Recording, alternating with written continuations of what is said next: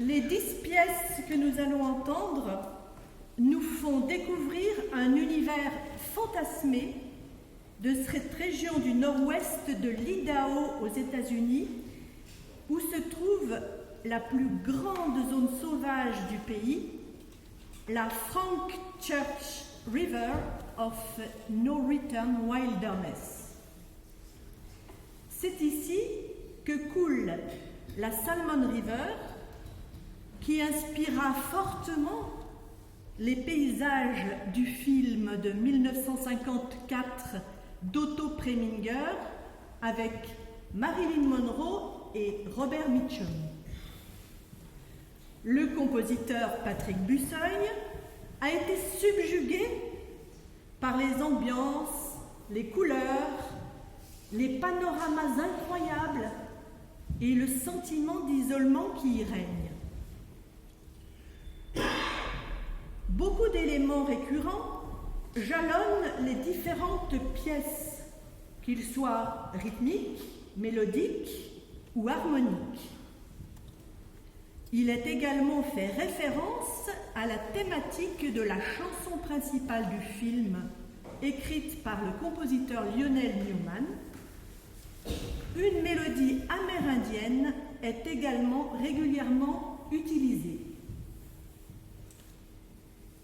Si le discours musical est un éloge à la beauté naturelle de cette région, c'est aussi, et peut-être avant tout, un avertissement sombre et terrifiant sur les bouleversements importants qui, à cause de la pression humaine, l'impactent inexorablement.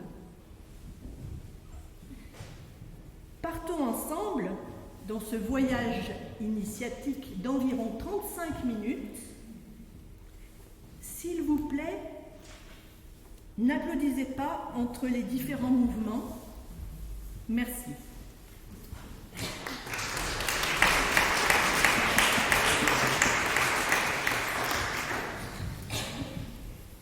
Comme un premier regard fait de tristesse et de nostalgie, la lune brillante au-dessus de Black Canyon.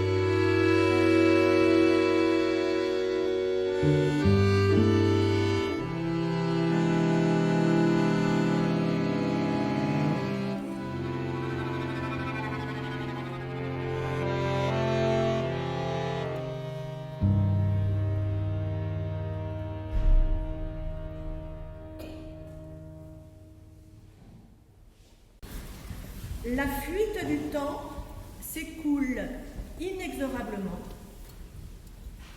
dans les rapides de Pine Creek.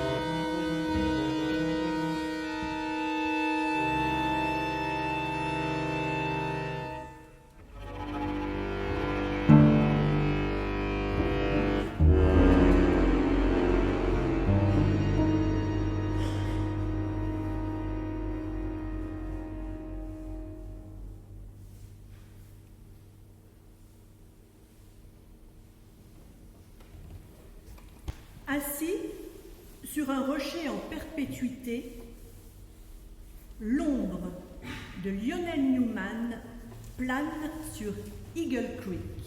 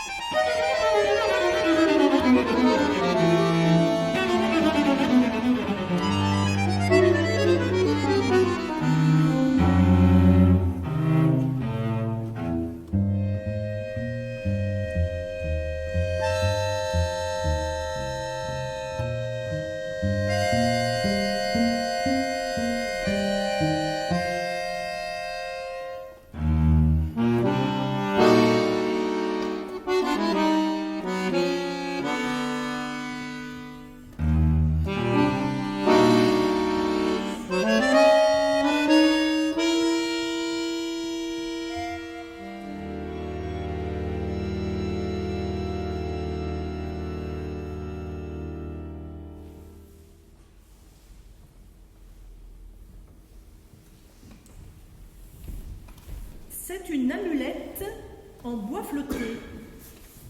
Chant indien dans la prairie d'Horseshoe Bend.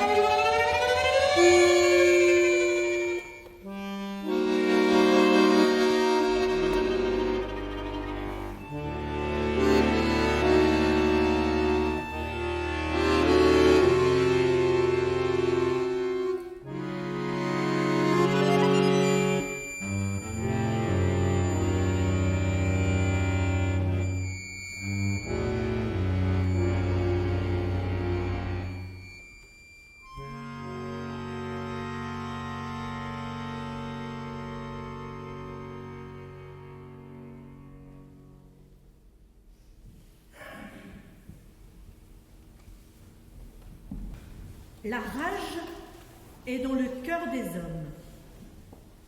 Rassemblement tribal à Deadwater Gulch.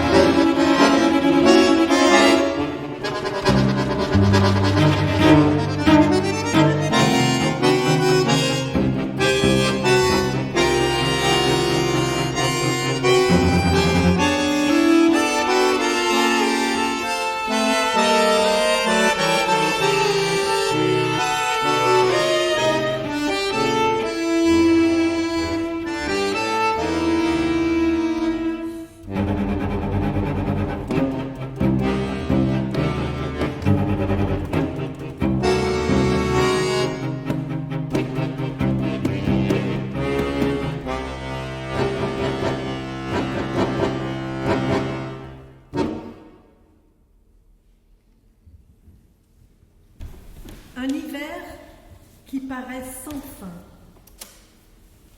Le rendez-vous des corbeaux à Salmon Falls.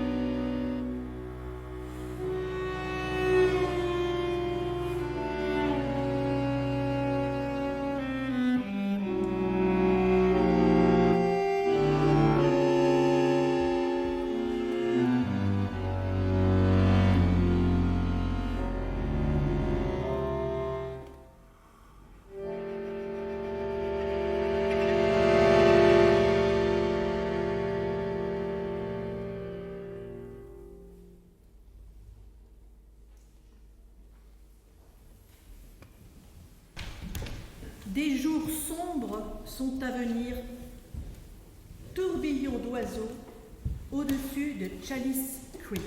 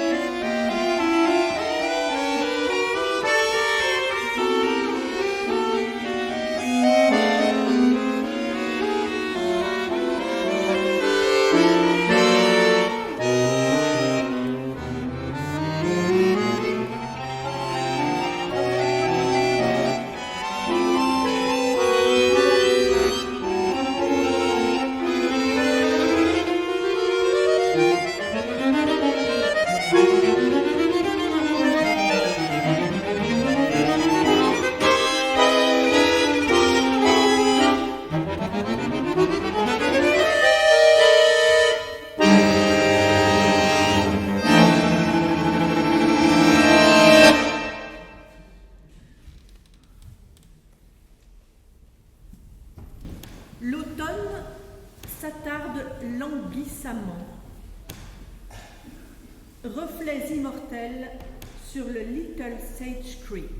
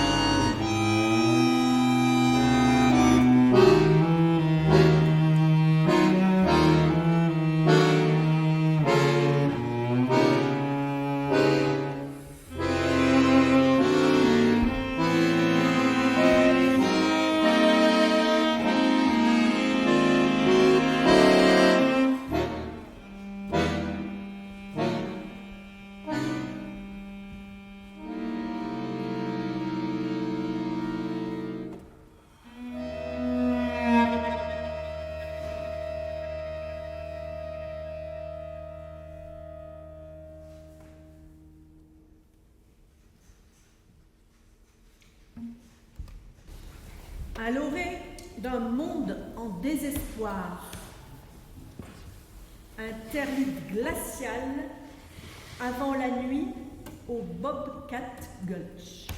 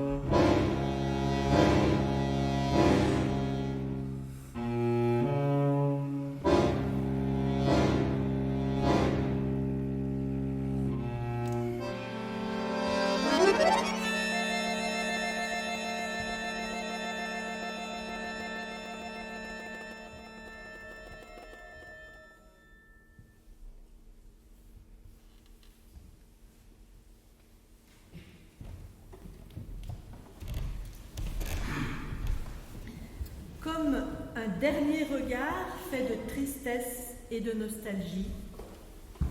Coucher de soleil sur Norfolk.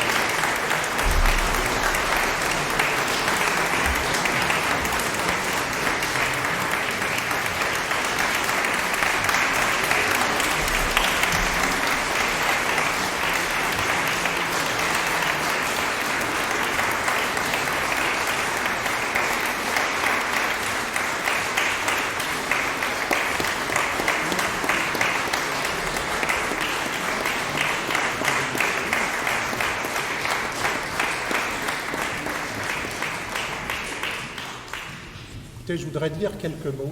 J'ai la voix un peu cassée, donc je ne sais pas si je vais pouvoir aller au bout. En tout cas, un grand merci à Angèle, un grand merci à LG. C'est comme ça. Angèle t'appelle. LG, ça fait un peu téléviseur coréen, je trouve. Mais bon. Au moins, c'est fiable. Voilà, au moins c'est fiable. Oui, merci Angèle, merci Louis-Guillaume pour l'extraordinaire travail que vous avez accompli sur une pièce que je sais pas facile, et techniquement et musicalement. Donc bravo pour le formidable travail que vous avez fait et l'écoute que vous avez eue par rapport à cette pièce, le travail qu'on a pu accomplir ensemble. Voilà, je voulais en profiter pour remercier l'association des Amis de l'Orgue du Temple qui ont été très, très présents sur ce projet de concert. Un grand merci à William Blanchard pour toute l'aide qu'il a pu apporter aussi. Merci à vous tous qui êtes là, bien sûr. Merci particulièrement à mon épouse Blandine qui m'a beaucoup soutenu. Sans qui, je serais toujours à écrire la première mesure de cette pièce. Voilà. Et pour dire quelques mots sur la problématique de l'écriture d'une pièce comme ça, où c'est pas simple parce que je suis sur un format sur lequel je travaille depuis 4 à 5 ans, qui est une sorte de format mini-série de télé, si vous voulez, c'est un peu ça, mais sous forme musicale. Et la problématique qui se pose, c'est une problématique très concrète, qui est de faire une série d'épisodes, en fait, là, 10 épisodes, mais on se trouve sur une contrainte temporelle. Donc, si vous voulez, il faut que les choses soient dites de manière quand même très, très concise, il faut aller assez vite sur les choses, sur les faits. Et c'est assez compliqué dans le travail d'écriture. Et la contrainte, c'est se trouver finalement avec une pièce de 35 minutes et placer ça dans un concert, bien sûr. Donc, je demande aux musiciens de toujours jouer l'œuvre dans son intégralité, parce que c'est comme ça qu'elle doit se jouer. Et évidemment, les musiciens ont tendance à jouer un mouvement, 2 mouvements, 3 mouvements. Bon, c'est comme si vous regardez une série télé. Je vous conseille, par exemple, pour une bonne série américaine qui parle de l'Ouest américain, 1883, c'est sur Netflix en ce moment, et c'est vraiment une très bonne série sur beaucoup de plans. Et bon, si on vous dit 1883, non, vous regardez seulement 3 ou 4 épisodes sur 10, dans le désordre en plus. Bon, vous n'allez pas forcément bien comprendre la situation et ça ne va pas être très agréable pour vous. Donc voilà, je demande aux musiciens, soit vous jouez l'œuvre en entier, c'est pas facile à placer dans un concert auprès d'une organisation de concert, parce qu'on va dire, oh là là, ça me prend déjà la moitié du concert, comment on va faire? Voilà, et c'est pas facile pour le compositeur, parce que sur un format comme ça, l'idéal pour moi, c'est partir sur un grand format. En fait, l'idéal pour moi, c'est une écriture où je vais prendre plus le temps pour développer les personnages, parce que là-dedans, il y a des sortes de personnages, il y a des sortes de... C'est comme dans une série télé, si vous voulez, hein, il y a des sortes de paysages qui reviennent, il y a des couleurs donc, qui reviennent, il y a des objets qui reviennent, personnages secondaires. Voilà, donc c'est toute cette interaction qui est intéressante à travailler entre donc, les épisodes. Et évidemment, c'est toujours mieux si on joue l'ensemble de la pièce pour comprendre la manière dont tout ça interagit. Donc ne jouez pas 2, 3, 4 mouvements, voilà, je vous le demande, mais jouez plutôt toute la pièce, même si c'est plus compliqué pour vous, voilà. Et donc le grand format, vous imaginez bien qu'on arrive facilement sur 1 heure, 1 heure et quart de musique, et là, vous êtes avec un organisateur de concert, vous dites, oh voilà, j'ai une pièce. Ah bon, vous n'avez qu'une pièce à jouer? Oh, en plus c'est du Busseuil, personne ne connaît. Bon. Et là, ça devient très compliqué. Donc ça, on le sait historiquement. Mais voilà, c'est un format sur lequel je travaille et qui m'intéresse beaucoup et qui est assez pertinent, assez intéressant. Juste un dernier petit mot, je ne vais pas vous embêter avant que le concert continue. On était encore avec des amis qui sont dans la salle aux États-Unis. D'ailleurs, il y a 2 couples d'amis qui sont dans la salle et qui ont visité cette région de l'Idaho il n'y a pas si longtemps. Et en tout cas, on n'a pas fait cette région cette année, mais on y était encore il y a 2 semaines aux États-Unis. Et voilà, cette œuvre qui parle un peu beaucoup de la nature et la manière dont elle se transforme, et aux États-Unis, c'est assez spectaculaire, dans le mauvais sens. Vous savez, Trump a décidé il y a quelques jours de supprimer, par l'intermédiaire de Musk, 1000 postes auprès des parcs nationaux aux États-Unis. Voilà.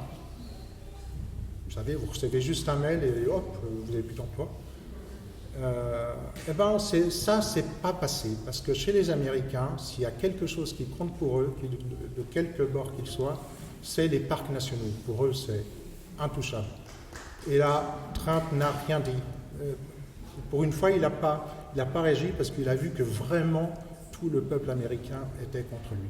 Mais bon, il avait décidé quelques jours avant de faire la même chose avec beaucoup plus de postes qu'il a supprimés pour les forêts nationales américaines qui ont été créées par un républicain à l'époque, qui était Theodore Roosevelt au début du XXe siècle. Et il a supprimé, je ne sais plus, 10 000 postes pour les grandes forêts nationales américaines, qui sont des espaces immenses et qui sont au nombre d'une centaine. Et malheureusement, je ne sais pas ce qui va se passer, mais bon, si vous voulez, la nature là-bas, elle est en train de se transformer dans le mauvais sens. On voit beaucoup de forêts brûlées, de rivières qui ne coulent plus, et surtout d'animaux qui ont disparu. Voilà, donc je ne suis pas là pour vous parler de ça, mais en tout cas, cette pièce, quelque part, elle en parle aussi, d'où les côtés un peu sombres qui naviguent à l'intérieur de la pièce. Voilà, je m'arrête là. On va discuter après le concert si vous voulez. Mais en tout cas...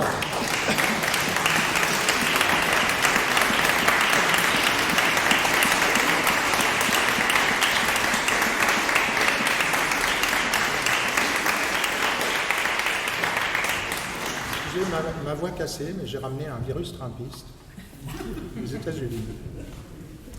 Sûrement. Encore bravo à tous les deux. Et notre travail ensemble, je pense, va continuer. Le concert donc continue. Merci.